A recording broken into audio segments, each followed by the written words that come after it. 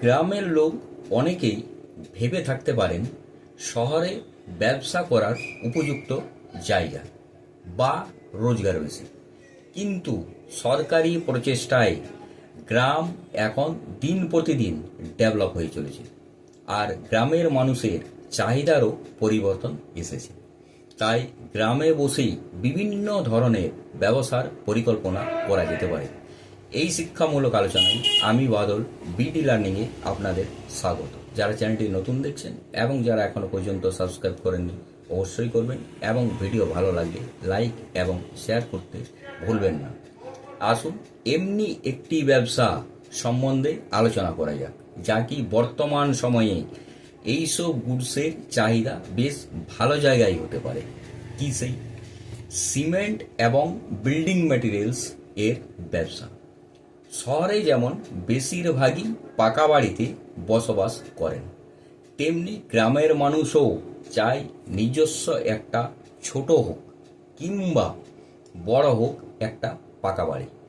আর শুধু বাড়ি বললেই ভুল হবে, গ্রামের মধ্যে থাকা দোকান, অফিস ইত্যাদিও এখন পাকা বাড়িতে পরিণত করতে চায় এমন লোকের সংখ্যাও কিন্তু কম না।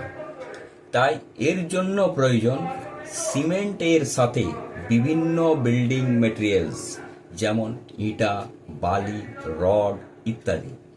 রোজ যদি 2000 থেকে 3000 টাকারও বিক্রি করা যেতে পারে, সেই ক্ষেত্রে যদি প্রফিট মার্জিন 15% থেকে 20% ধরা হয়ে থাকে, তাহলেও মাসিক একটা ভালো রোজগারের রাস্তা হতে পারে। গ্রামের জনবহুল এলাকায় বা রোড কিংবা হাইওয়ে এর পাশে ব্যবসার স্থল হলে খুবই ভালো হতে পারে, এবং মাল রাখার জন্য অবশ্যই একটা গোডাউন। পুঁজি শুরু করার সময় 2 লক্ষ থেকে 3 লক্ষ টাকা হলে ভালো হতে পারে।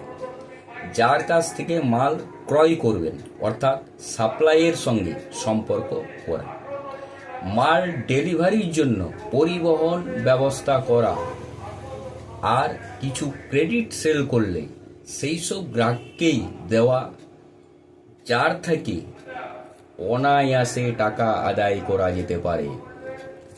নমস্কার, সুস্থ থাকুন, ভালো থাকুন, দেখতে থাকুন বিডি লার্নিং।